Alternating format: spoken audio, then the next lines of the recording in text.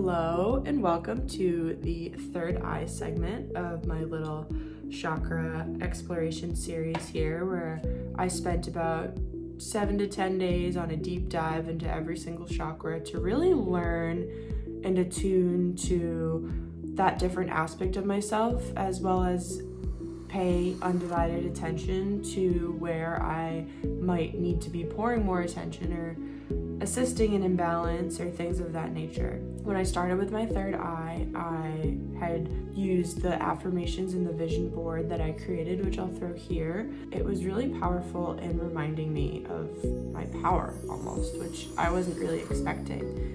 When I started out working on this chakra, I was using lapis lazuli as one of my crystals for guidance, which is really good for like clarity and communication. I found it to be helpful in other areas of my life, but after the first couple of days, I was noticing that I was still feeling like not blocked, but disconnected from my third eye space and my intuition. Whatever was coming up, I was able to articulate and send out there, but I was hoping to receive more information than I felt like I was getting.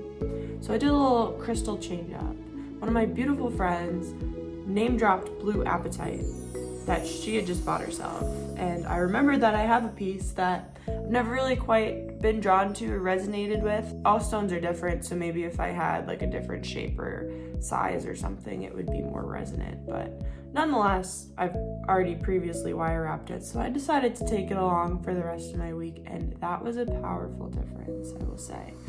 By tapping into a stone that really helps with channeling and opening up that third eye versus helping you discern what's coming through, I noticed I personally was having trouble trusting what was coming in, let alone being able to clearly communicate it out. So I needed to go kind of further upstream in the process of understanding and integrating what was coming up for me. I noticed that big trust block. I think what's kind of interesting about your third eye, at least in my experience, is I get physical sensations with my third eye whenever I'm doing intuitive work or channeling or things, and I'll call upon my guides and one of them responds by giving me a specific sensation in that area, so I know that she's with me.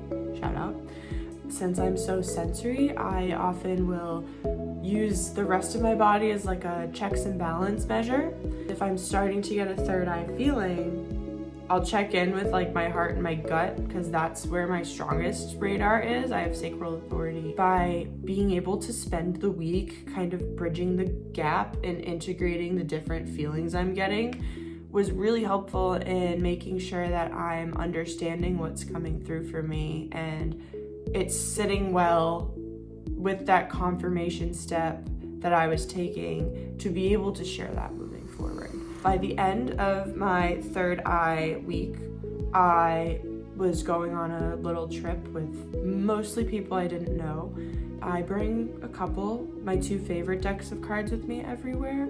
I was pulling some for myself and I offered them to the rest of the group. For my third eye week, felt like a really good idea because I do all of my card readings in a closed container where I feel like my energy is clean, it's not able to be infiltrated or altered. And if you deal with any sort of like performance anxiety, which with intuitive gifts I think can be kind of common as you're working to trust these unseen factors, it can be really challenging to just have straight up trust and confidence in them right away. For the last several months, I've been doing my readings for others in my own energy exclusively, while tapping into theirs at a distance. So this was the first time that I've done 5 readings for people, and I didn't know them otherwise. I knew their name, I caught their energy from the day before, but other than that, like, I was running off of what they were giving me. That took an insane amount of trust in my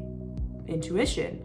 These cards are coming up and I'm getting instances and inklings about how you asked about love, but we really need to talk about work for a second. Or you asked about some general guidance and it's really telling us to address your roommate or your relationship to your job or your ability to allow newness into your life. It was really intimidating because I've never done it, and hindsight's 2020. It was a lot of fun for me and really confirming to have all of the messages people received be very spot on, like resonant, which not in an ego sense makes me feel good, but it makes me feel good to be able to hold that space for people. As I was giving them a few breadcrumbs of what was coming up, they were opening up and sharing with me, which I'm happy to hold space for. Connecting with your intuition and channeling it's not so much about quizzing my abilities, right? It's we're working together to figure this out. The more information I'm able to receive, the more I'm able to see what I can pick up on and then share that with you and see if that resonates. So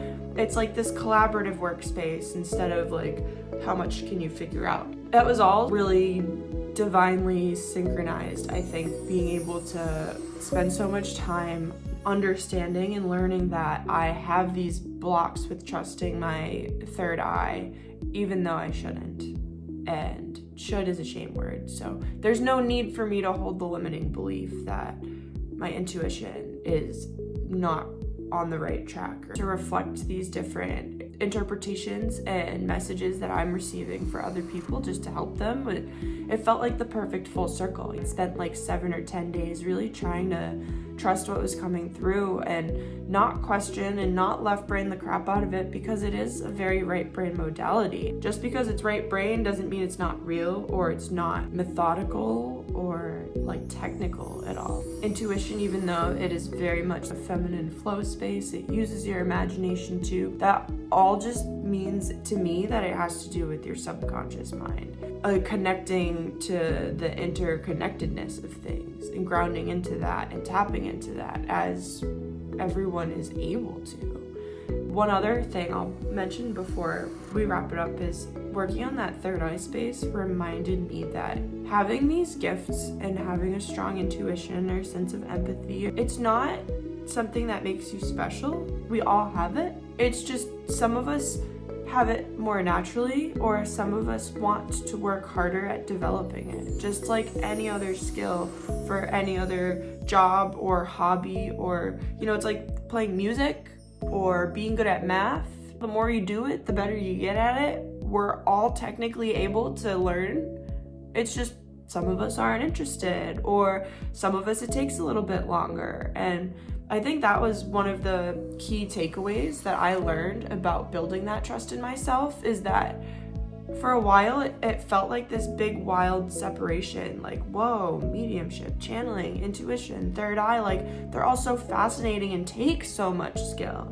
In reality, it's not about following a script and a step-by-step guideline, because we all connect differently, and what comes naturally for us is going to vary widely because we're all different. The fundamentals of trusting yourself, listening to yourself, shedding the limiting beliefs, allowing that narrative to fall away, stepping into who you truly desire to be, and having insane amounts of awareness of what's working, what's not working, what's in alignment with where you want to go, what's not in alignment and needs to go. It's a lot more simple and straightforward than I had known before I started this little chapter. I think I was expecting a lot more grandiose situations, but in reality, there's magic all around us. The mundane is magic. The fact that I am alive right now talking to you is magic. The fact that the sun shines and it helps everything else in this world grow is magic. By being able to shift my perspective into that and realize